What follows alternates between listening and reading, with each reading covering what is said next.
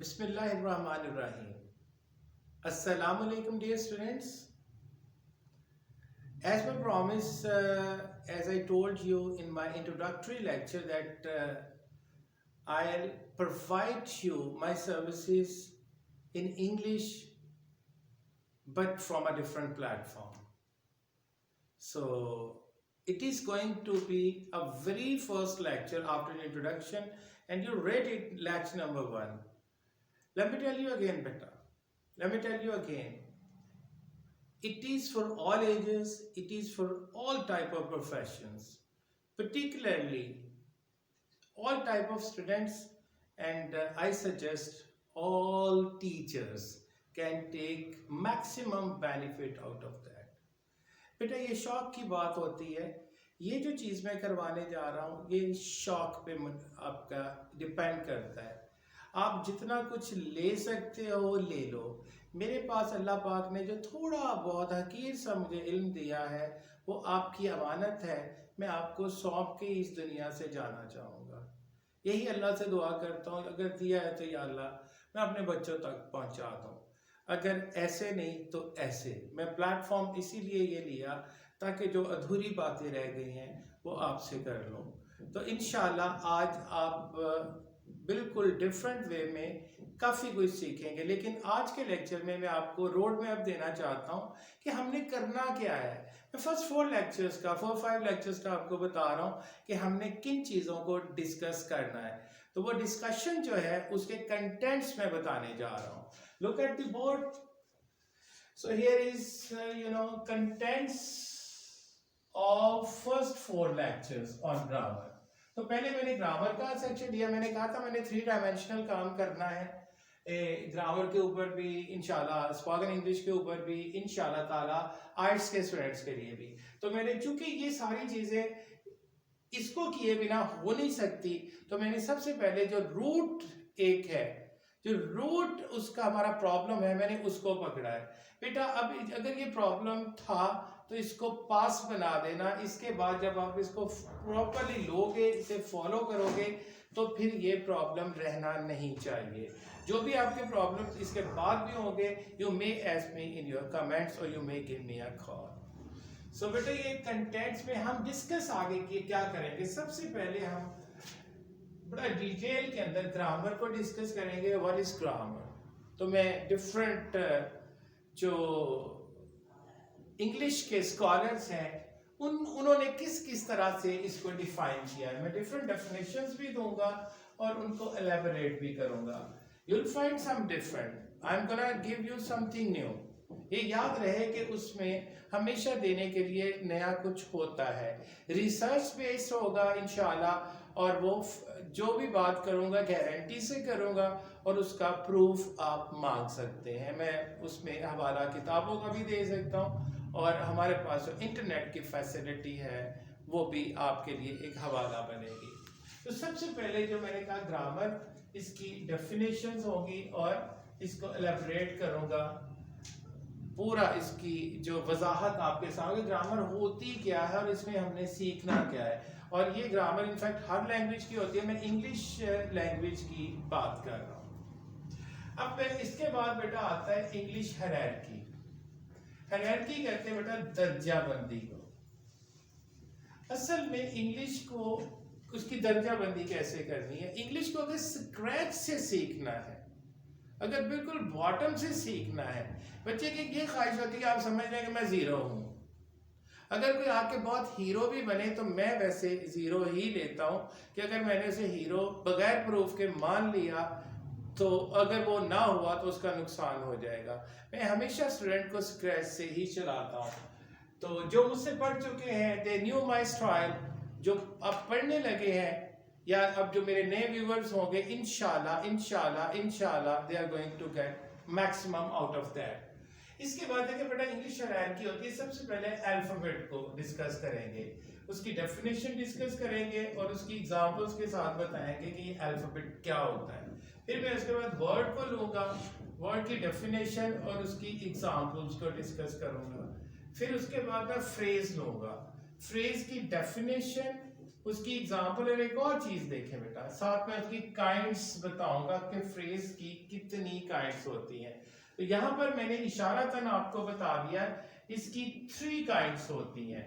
एक noun phrase होते हैं, एक एडजेक्टिव फ्रेज होते हैं और तीसरे एडवर्ब फ्रेज होते हैं। इसके ऊपर प्रॉपर डिटेल में आपको लेक्चर दिया जाएगा, क्योंकि ये आमतौर पर कॉम्प्लिकेटेड तस्वर किया जाता है और मेरा ख्याल भी है कि स्टूडेंट उसमें प्रॉब्लम कर उसको आती है। लेकिन जब पार्ट्स ऑफ स्पीच करने जा रहे हैं तो फिर इसको हम छोड़ के किसी सूरत आगे नहीं जा सकते। तो इसकी डेफिनेशन, एग्जाम्पल और काइंड्स, ये ऑलमोस्ट मेरे हर स्टूडेंट के लिए शायद नया हो। फिर बेटा अगर इस हायरार्की में हम 4th स्टेप पे आते हैं तो फिर क्लॉज आएगी। अल्फाबेट, वर्ड और फ्रेज के बाद ये 4th जो है हमारा जो टॉपिक ऑफ डिस्कशन होगा, जो इस हायरार्की में आता है, क्लॉज होती है। इसकी डेफिनेशन क्या है, इसमें एग्जांपल्स के साथ इसको प्रूव करेंगे कैसा होता है, और फिर इसकी काइंड्स। सिमिलरली लाइक फ्रेज, इसकी भी 3 काइंड्स हुआ करती है, इसकी भी 3 काइंड्स होती हैं। So sorry, let me right it.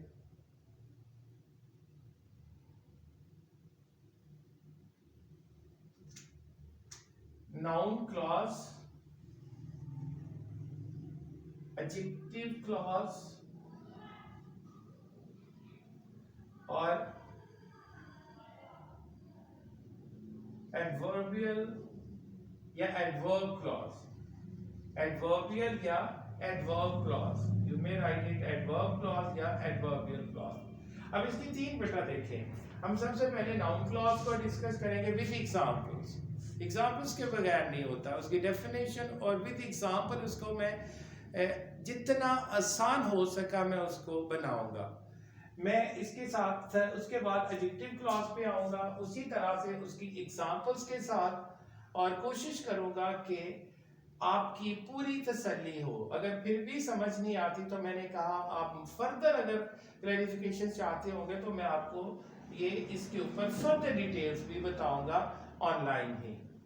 और एडवर्बियल क्लॉज, ये बिल्कुल उसी तरह ये क्लॉज है, जब हमें पता होता है कि क्लॉज फ्रेज क्या है तो हम ये भी जान लेंगे क्लॉजेस क्या होती हैं, क्लॉज क्या होती है, उसके अंदर नाउन, एडजेक्टिव या एडवर्ब, नाउन, एडजेक्टिव या एडवर्ब, इनको डिटेल से डिस्कस किया जाएगा with examples.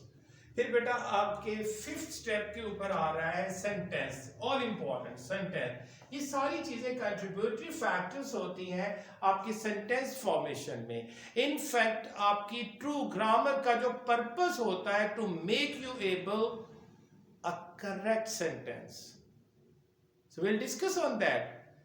So all the rules, all the regulations, in fact they are just leading you to make a correct sentence.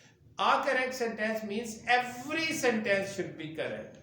How can you make that? Definitely we are going to work on that. अब ये painstaking job है जो मैं आपके लिए इंतहाई आसान करने की कोशिश कर रहा हूँ। सेंटेंस पे आएंगे, इसकी डिफरेंट डेफिनेशंस हैं, इसकी एग्जांपल्स पे डिस्कस करेंगे और फिर इसकी काइंड्स पे। अब ये है जनरल काइंड्स। ये जो जनरल काइंड्स होती हैं, सेंटेंस की टाइप्स होती हैं, ये बेटा 5 होती है। कुछ जगहों पे जो ओल्ड इंग्लिश है उसमें 4 लिखी जाती है, लेकिन इनफैक्ट जो मॉडर्न इंग्लिश है, जो एडवांस्ड इंग्लिश है, वो 5 इसको 5 काइंड्स में, 5 टाइप्स में तकसीम करते हैं। इसका नंबर 1 जो है वो बेटा असर्टिव या डेक्लरेटिव सेंटेंसेस होते हैं। असर्टिव या डेक्लरेटिव सेंटेंस। एक भी चीज मेरा ज़हन में रहे कि हर चीज की तफसील नेक्स्ट लेक्चर में आनी है।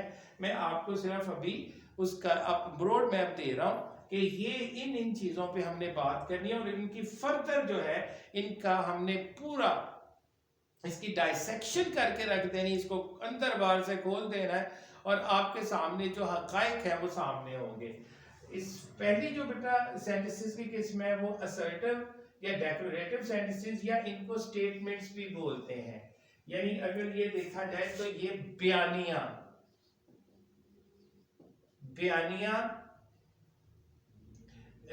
फिकरात बी कहलाते हैं। बयानिया फिक्रे आमतौर पर इनको कहा जाता है, और ये खबरिया फिक्रे भी होते हैं, या कोई बयान जिसमें दिया जाता है। अच्छा, आगे असर्टिव या डेक्लरेटिव या स्टेटमेंट्स की आगे फर्दर 2 टाइप्स होती हैं। उसमें एक इन्फॉर्मेटिव सेंटेंसेस होते हैं और दूसरे नेगेटिव सेंटेंसेस होते हैं। इन्फॉर्मेटिव मतलब मुस्बत, नेगेटिव मीन्स मनफी। अब आपकी जो फर्स्ट टाइप के सेंटेंसेस है वो असर्टिव सेंटेंसेस हुए, या उन्हें डेक्लरेटिव सेंटेंसेस आप बोल सकते हैं, और you may call them statements as well. They have further 2 sub-classification. One is affirmative sentences or other are negative sentences. Second बेटा यहाँ पर आते हैं interrogative sentences.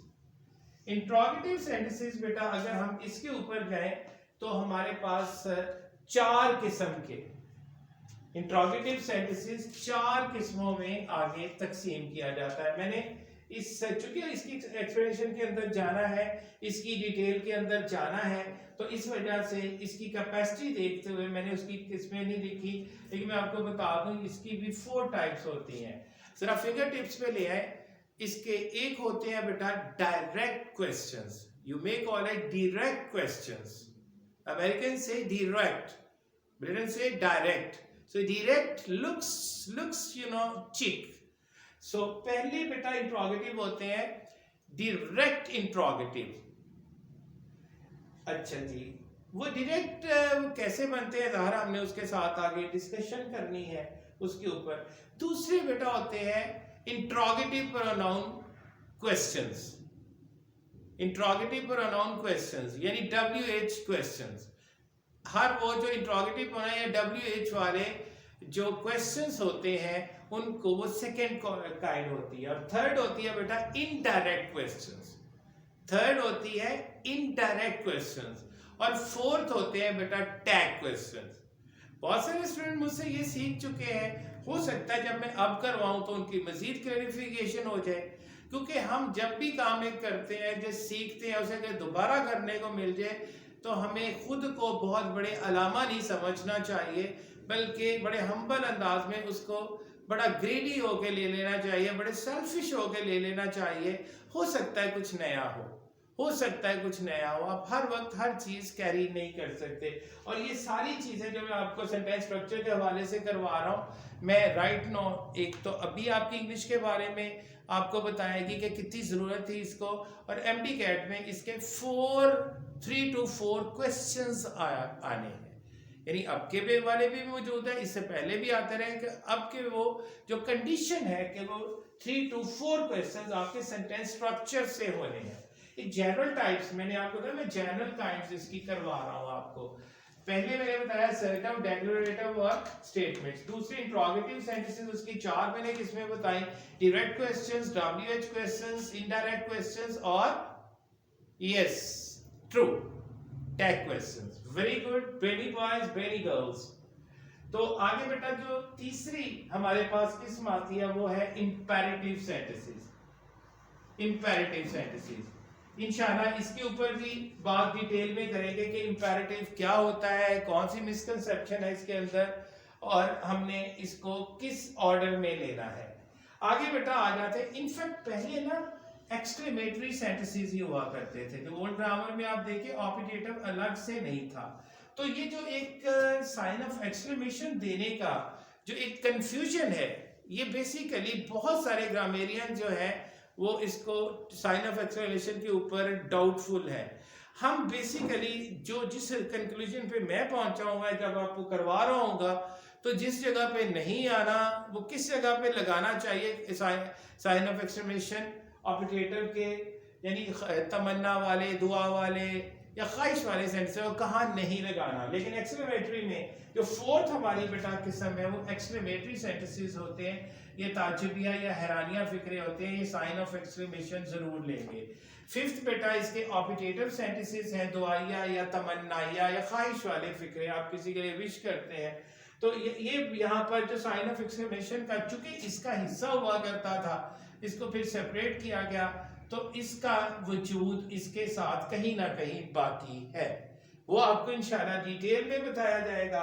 अब यहाँ पर बेटा ऑब्जेक्ट की, जो कि हम सेंटेंस है ये जनरल काइंड्स है, ये एक दफा जरा इधर आके देखें तो मैं आपको इसका जो दूसरा पार्ट होता है वो structure wise kinds of sentences है कि साख्त के एतबार से सेंटेंसेस कितने होते हैं। अक्सर किताबें 3 लिखती हैं बेटा, लेकिन जो इनफैक्ट एडवांस्ड इंग्लिश के अंदर है इसको कैटेगराइज किया गया है 4 टाइप्स के अंदर। नंबर 1 सिंपल सेंटेंस होते हैं बेटा, इसको मतलब सिर्फ सादा लिख के कि सादा सा जो फिक्रा वो होता है, नहीं बेटा, इसकी कंडीशन होती है जिसका सब्जेक्ट और प्रेडिकेट हो, एक सब्जेक्ट और एक प्रेडिकेट वाले को सिंपल सेंटेंस कहते हैं। क्लॉज और सिंपल सेंटेंस सिमिलर होते हैं। दूसरा बेटा कंपाउंड सेंटेंस है, इसको आपको ये बाकायदा फैन वॉइस, तो राइट इट, इसको ये कैसे कौन सी कंजंक्शन लगनी है हम आपको फैन वॉइस फॉर्मूला के साथ में आपको बताऊंगा। ये जो तीसरी किस्म है बेटा कॉम्प्लेक्स सेंटेंस, ये एबल, इज, जस्ट, नाउ, ये आप फॉर्मूला आपको बताऊंगा कि ये वर्ड किन के लिए स्टैंड कर रहे हैं और कौन कौन सी कंजंक्शन अगर लग जाए तो आपको पता होगा कि ये कॉम्प्लेक्स है। अगर फैन वाइज कंजंक्शंस लगी होंगी तो ये कंपाउंड है। एबल इज जस्ट नाउ, इंशाल्लाह कल ही हम इसको डिस्कस करेंगे डिटेल में अगले लेक्चर के अंदर। एबल इज जस्ट नाउ से बनने वाली जो इनफैक्ट ये कंजंक्शंस के पहले पहले वर्ड लिए गए हैं और एक से ज्यादा कंजंक्शन भी हो जाती हैं, तो इसके साथ आपने जो लगेंगे वो कॉम्प्लेक्स सेंटेंस हो गए। और फोर्थ है बेटा कंपाउंड कॉम्प्लेक्स सेंटेंस, ये चौथी किस्म होती है जो बेसिकली दूसरी और तीसरी काइंड को इसको मिला के, जो दोनों को मिला के बनाया जाता है फर्दर, जिसे हम कहते हैं बड़ा लंबा या कॉम्प्लिकेटेड हो गया, वो कंपाउंड कॉम्प्लेक्स सेंटेंस होता है। ये बेटा इसकी 4 किस्में होती हैं। I am sure, I am damn sure कि आप इसको बहुत इंजॉय करने वाले हो इंशाल्लाह। जब आपको चीजें नहीं मिलती हैं, कुछ नया मिलता है और कोई बंदा बहुत जेनरसली उसको आपको इम्पार्ट कर रहा है, तो डेफिनेटली आप उसकी कदर करेंगे।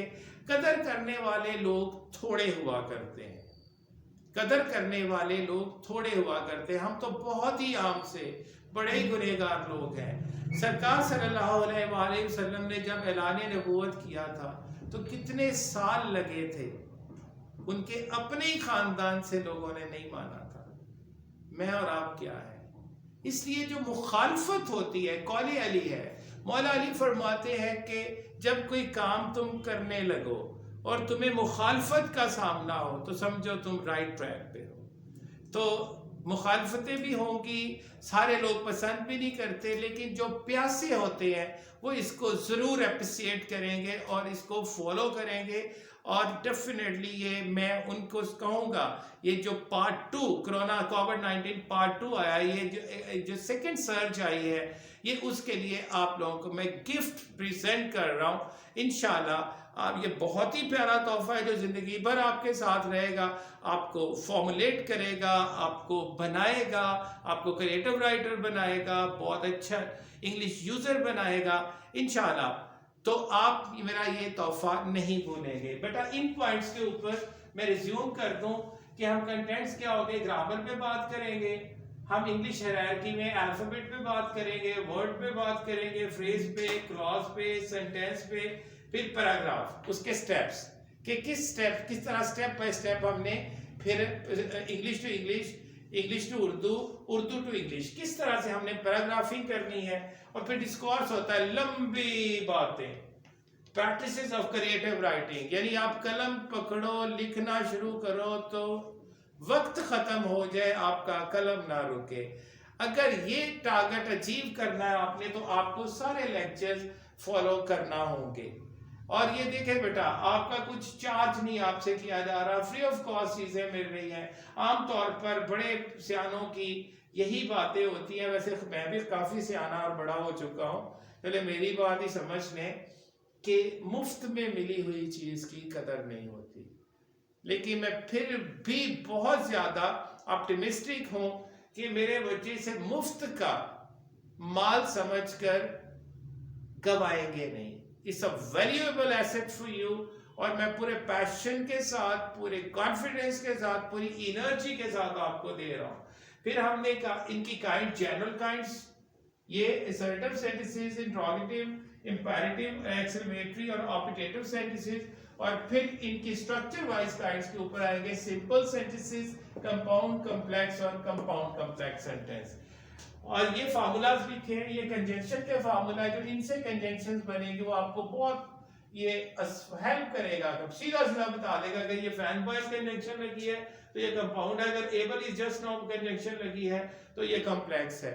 जब आपको ये चीजें अनफोल्ड होंगी तो इंशाल्लाह एक बहुत इंटरेस्टिंग चीज आपके सामने आने वाली है। इंशाल्लाह I will try my level best to let the cat out of bag as early as possible. I want your response, I want your cooperation. Please subscribe my channel, please watch it till the end, like it, and if possible comment on it. Your comments will be an encouragement for me and for my team, no matter if they are bad. But मैं नहीं समझता कोई इतना ऐसा बच्चा भी हो सकता है कि जो टीचर आपको जेनरसली और फ्री ऑफ कॉस्ट पढ़ा रहा है या वो कॉस्ट लेके भी पढ़ा रहा है उसके बारे में कुछ गैर इखलाकी लिखेगा, तो मुझे आपके इखलाक पे भी और आपके शौक पे भी पूरा यकीन है। इंशाल्लाह कल अगले लेक्चर में हमारा इन डिटेल्स के साथ हमारी मुलाकात होगी, जिसमें चीज़ें काफ़ी सारी जो है वो मैं बताने जा रहा हूँ, और ये 4 या 5 लेक्चर्स हैं जिसमें ये चीज़ें पूरी होगी। अब रोड मैप आपके सामने आ गया है, आपका रिस्पांस का मैं इंतज़ार करूँगा। फिर उसके बाद मैंने नेक्स्ट लेक्चर्स भी तैयार हैं, इंशाल्लाह इन अ डे और 2 में वो भी I got those lecture recorded. Till then बेटा, stay blessed, please remember me in your best prayers, and with this belief that you are also the part of my best prayers. Allah bless you. Allah Hafiz.